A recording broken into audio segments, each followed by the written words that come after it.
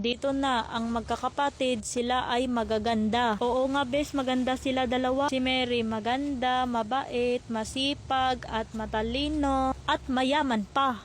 Hi mga kaibigan ko. Hello kaibigan ko Mary. Si Jasmine maganda sana, ang problema mahina ang utok sa klase. Oo nga besh.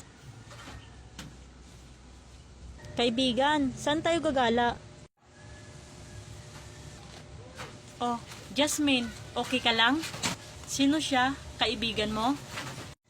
Ay, oo, kaibigan ko pala, si Jayan. Nakakalito naman, magkamukha kayo dalawa magkapatid. Jasmine, nasaan ang cellphone ko? Nandito pala sa akin. Salamat Jasmine, ang bait mo pala.